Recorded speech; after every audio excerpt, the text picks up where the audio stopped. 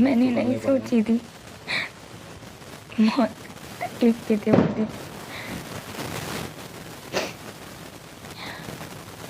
बहुत मुश्किल होता है अपनों को खोना, वो भी इतनी कम एज में। इस दुनिया से जाना बहुत मुश्किल होता है। मेरे लिए बोलना बहुत मुश्किल है कि मेरे डैडी का इंतकाल हो गया, वो एक्सपायर हो गए। हिम्मत चाहिए रहती है आपको सबसे पहले ये चीज़ एक्सेप्ट करने की कि वो नहीं रहे। इसलिए हम सपने देखते हैं वो नहीं रहे।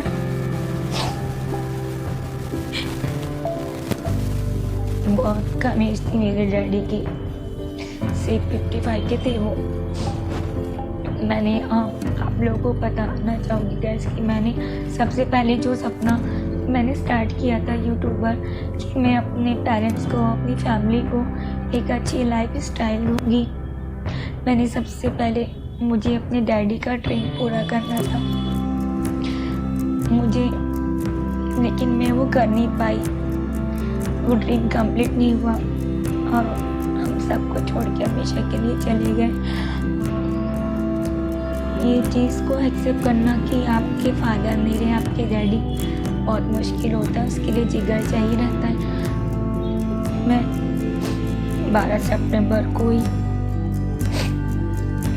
उनका डेथ हो गई। इनको 12 तारीख को 2 महीने हो जाएगी। मैंने इससे पहले भी बताया था आप लोगों को कि उनको न्यूरोलॉजिकल प्रॉब्लम थी। डॉक्टर ने जब उनको एक के सीजर आए थे, पेट की झटके आए थे, तभी डॉक्टर ने बोल दिया था कि इनके बचने की उम्मीद नहीं है। मैं अपने आप को बहलाते रहती थी, मैं कैसे भी कि नहीं, मैं अपने आप को उम्मीद देते रहती थी, झूठी उम्मीद की नहीं, सब कुछ ठीक हो जाएगा, सब कुछ ठीक हो जाएगा।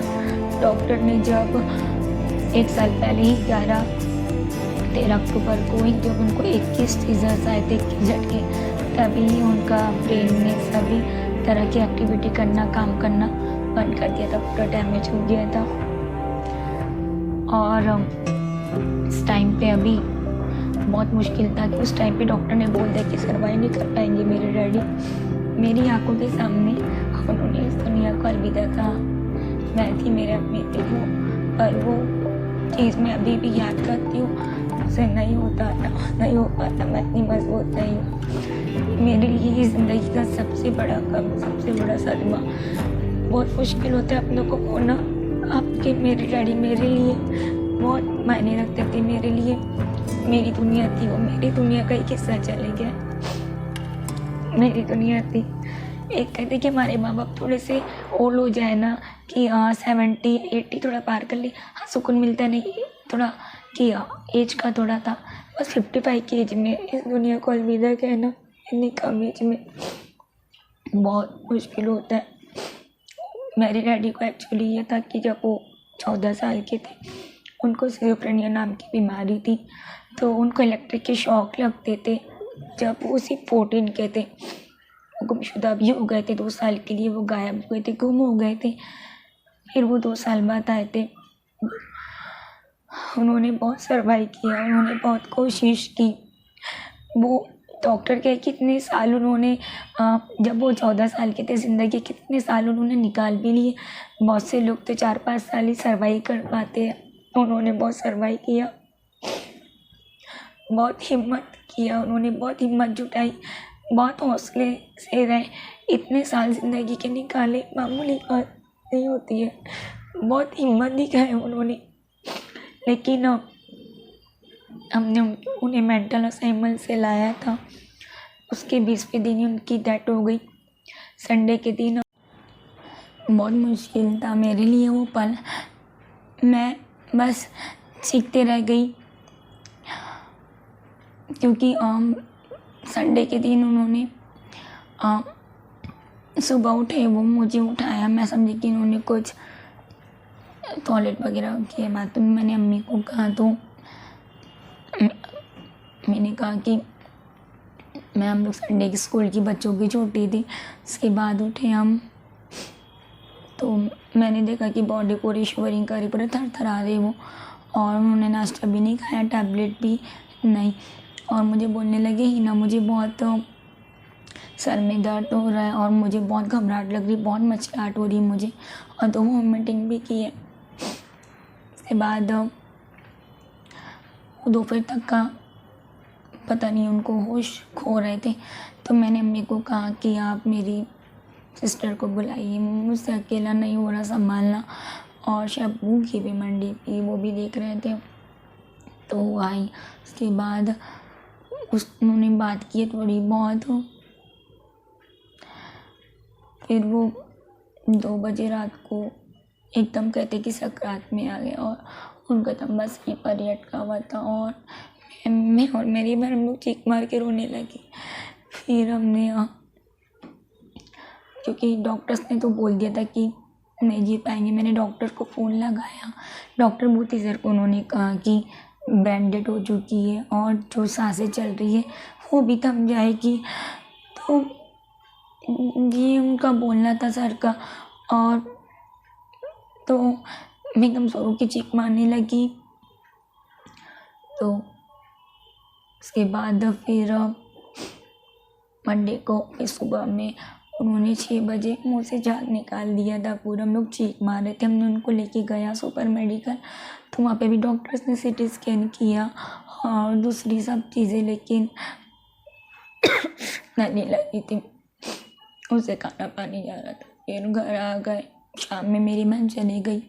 फिर मंगल की रात को मुझसे नहीं हो रहा था देखना। मैंने नमाज में दुआ मांगी, अल्लाह पाक आप मेरे डैडी को शिफा दे दो या उनको राहत दे दो, जिसमें उनकी भलाई हो।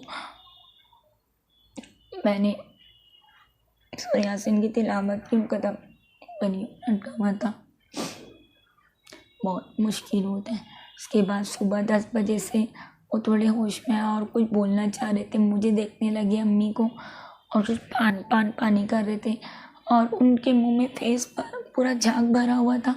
मैं पानी कैसे पिलाती, मैंने नली से दिया उनको पानी, टैबलेट भी दी उनको, मैंने चावल का सूप दी। उसके बाद वो ऐसे कर रहे थे और 1:15 पे वो सांसें फेंकने लगे और 3 बार सांस ऊपर नीचे हुई और वो गिर रहे थे। अम्मी ने उनको थामा, कलमा पढ़ाने की कोशिश की और कलमा पढ़े। और हमारे घर में कोई भी जेंट्स नहीं था, मेरे हस्बैंड भी नहीं थे, वो मंडी में थे। हम लोग ज़ोर ज़ोर के चीख मारने लगे, मेरे अम्मी और चौथे उनको एकदम झटके में सांस यहाँ से निकल गई पूरी और एक्सपायर हो गए और चले गए सबको छोड़ के हमेशा के लिए। मैंने कभी नहीं सोची थी कि इतनी कम उम्र में हमको छोड़ के चले जाएंगे। उनके लिए मैंने सब कुछ शुरू किया था। यूट्यूब जर्नी मैं सॉरी मैं अच्छी लाइफ स्टाइल दूँगी।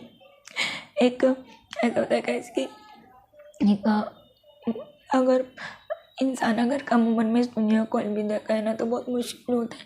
अगर मेरे फादर 70-80 के होते तो मुझे थोड़ी तसल्ली मिल जाती। हाँ एज थे थोड़े से, ठीक है, लेकिन 56 कोई एज नहीं होती है।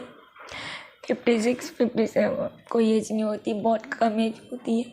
और इस एज में जाना इतना बड़ा लॉस होना मेरा बहुत बड़ा लॉस हुआ था।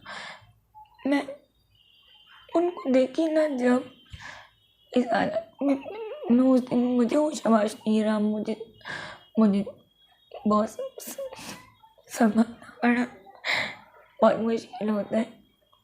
मैं पागलों जैसे कर रही थी, मैं देख नहीं पा रही थी। मुझे ना बस सपना ही दिखता था कि मुझे सपना दिखता था 3-4-5-6 महीने से कि मेरे डैडी डोले में है और मैं चीखे मार रही हूँ और वो सपना सच हो गया। उनको ना खुशियाँ बहुत कम मिली क्योंकि 14 साल की कोई एज नहीं होती। उस एज में इलेक्ट्रिक शॉक लगना, टैबलेट आना आपको।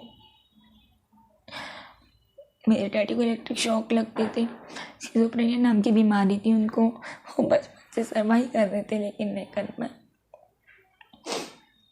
फिर भी उन्होंने बहुत हिम्मत से बहुत साल तक सर्वाइव किया, क्योंकि इसमें ज़्यादा टाइम तक सर्वाइव नहीं कर पाते। 14 साल की जो बीमारी थी उन्होंने 50 से 57 तक लेके गया।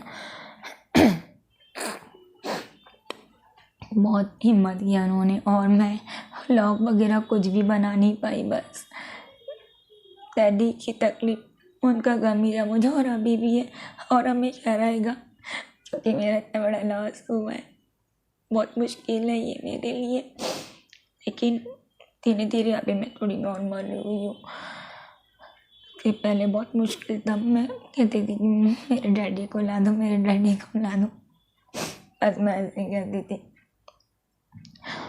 तो गाइस, तो मैंने सोचा कि मेरा अपने भी है, तो ये सपना जो अधूरा रह गया था वो सपने को मैं पूरा करूँगी। मैं उनके लिए हमेशा दुआ करती हूँ, अल्लाह पाक मेरे डैडी को जन्नत दे, और यहाँ पर जितनी तकलीफ मिली है वो सब तकलीफ वहाँ पे ना दे उनको, बस उनको बहुत खुशियाँ दे वहाँ पे। और मुझे पूरा भरोसा है कि वहाँ पर, क्योंकि माज़ूरों के साथ अल्लाह पाक हिसाब किताब नहीं करता, ना ही दुनिया में ना ही आखिरत में। तो लेकिन मैं उनके लिए मगफिरत की दुआ करती हूँ। जब मैं औलाद हूँ, मेरा फ़र्ज़ है ये दुआ करना, मैं करती रहूँगी हमेशा। मैंने सोचा है कि अगर यूट्यूब से जो भी मुझे कुछ भी जो भी होगा अगर मोनेटाइज, तो सबसे पहले मैं डैडी के लिए मैं ऐसा कुछ करूँगी कि जिससे कि उनके नाम से, कि जैसे कि कुछ नेक काम जिसमें कि उनको लाइफ टाइम तक उनको सवाब-ए-जारिया मिलते रहे। तो बस मेरा यही था कि इसलिए मैं ब्लॉग नहीं बना पा रही थी। बाकी सबको पता था, मेरे रिलेटिव्स को, मेरे फ्रेंड्स को, कि मैं ब्लॉग क्यों नहीं आ पा रही हूँ। लेकिन अब मैं इंशाल्लाह पूरी कोशिश करूँगी कि डेली ब्लॉगिंग करने की मैं पूरी कोशिश करूँगी। और भी जो मेरे अपने हैं वो, उनके लिए तो जीना ही पड़ेगा। तो शायद जब डोले की तरफ थे ना हम लोग, तो उसने मुझे पकड़ के रखा था, मेरे बेटे ने और मेरी बेटी हिबू ने, कि मम्मा नाना के साथ चले जाऊँगी, आप पागल हो गए हो। उन्होंने मुझे पकड़ के रखे थे। जब बच्चे मम्मा मत रो, बच्चे ऐसे बोलते थे मुझे, और मैं उनको क्या बोलती, बेटा नाना चले गए। उसके बाद मुझे लो बीपी की प्रॉब्लम हो गई, पेट में मुझे डिप्रेशन में मैं चले गई थी। बस मुझे घबराहट चक्कर होती थी, रातों को नींद नहीं आना। बहुत मुश्किल से अपने आप को संभाली हूँ, और अभी भी उनकी याद आती है, क्योंकि अभी 2 महीना भी नहीं हुआ है। बहुत मुश्किल होता है, हमारे अपने हमारे पास से हम एक्स्ट्रा के लिए चले जाते हैं ना, इसको एक्सेप्ट करना कि मैं उनको अब कभी नहीं देख सकती, अपने डैडी को, बहुत मुश्किल है ये चीज़। तो गाइस, आप लोग इस बात को समझोगे, और मैं आप लोगों से रिक्वेस्ट करती हूँ कि मेरे डैडी के लिए मगफिरत की दुआ आप लोग सब करना। आप लोग को मज़े ये चीज़ करना कि मगफिरत की दुआ करना आप लोग। और मैं अब इंशाल्लाह डेली ब्लॉगिंग करूँगी, कंटिन्यूसली मैं कोशिश करूँगी। तो आप लोग मेरे चैनल को सब्सक्राइब कीजिए। हिना का संसार है मेरा चैनल, आपको यूट्यूब पे मिलेगा। ज़्यादा से ज़्यादा लाइक कीजिए और शेयर कीजिए, और इंशाल्लाह मैं अच्छा कंटेंट में बनाने की कोशिश करूँगी, क्योंकि मैं कंटेंट की कमी मुझे लग रही है। तो अभी मैंने सोचा कि स्टार्टिंग करती हूँ तो बस इसी टॉपिक से करती हूँ, उसके बाद ही मैं स्टार्ट करूँगी फिर डेली ब्लॉगिंग कंटिन्यूसली। स्माइल मैं धीरे धीरे करूँगी इंशाल्लाह। बहुत मुश्किल होगा, लेकिन करूँगी मैं अपने फाइटर डैडी की फाइटर डॉटर बन के बताऊँगी इंशाल्लाह। मैं वो फाइटर थे तो मैं भी फाइटर हूँ, उनके सपने को मैं पूरा करूँगी।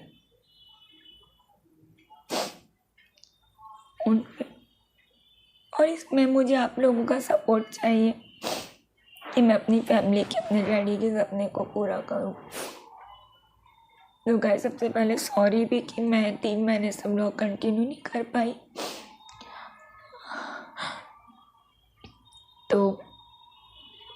आप लोगों से रिक्वेस्ट है कि मेरे फादर के लिए मगफिरत की दुआ कीजिए, उनके लिए अच्छे अच्छे ब्लेसिंग्स दीजिए उनको, और मेरे चैनल को सब्सक्राइब कीजिए, लाइक कीजिए और शेयर कीजिए, और ज़्यादा से ज़्यादा देखिए, वॉच कीजिए मेरे चैनल को। तो मैं जो मेरा ड्रीम है, वो ड्रीम को पूरा करने में मुझे आप लोगों का सपोर्ट चाहिए। आप लोगों के सपोर्ट के बिना मेरा ड्रीम अधूरा है। जब तक आप लोग सब्सक्राइब नहीं करोगे मेरा चैनल, शेयर नहीं करोगे, लाइक नहीं करोगे, वॉच नहीं करोगे, तब तक शायद मैं यूट्यूबर ना बन पाऊँ एक सक्सेसफुल। तो आज के लिए बस इतना ही। तो लो फीलिंग हो रही है तो गाइस, तो थैंक यू आप सब लोगों का कि आप लोग पूरा सपोर्ट कर रहे हो मुझे, और अच्छे अच्छे कमेंट्स करना कि जिससे मुझे मोटिवेशन मिले, जिससे मुझे हिम्मत आए, मुझे लगे कि मेरा यूट्यूब फैमिली मेरे साथ है। तो गाइस, तो मैं ब्लॉग को यहीं पर एंड करती हूँ। आई होप कि मैं स्माइल के साथ मिलूँ आप लोगों के साथ। तब तक के लिए अपना ख्याल रखिएगा, मेरे डैडी को दुआ में याद कीजिए, और मेरे चैनल को सब्सक्राइब कीजिए, लाइक और शेयर कीजिए, और ज़्यादा से ज़्यादा देखिए। तो अपना ख्याल रखिए, खुश रहिए। ज़िंदगी बहुत छोटी सी है, चारों तरफ बस अपनी ह्यूमैनिटी फैलाइए, मोहब्बत और अच्छा इखलाक़ फैलाइए, और खुश रहिए, हैप्पी रहिए। अल्लाह हाफिज़ एवरीवन।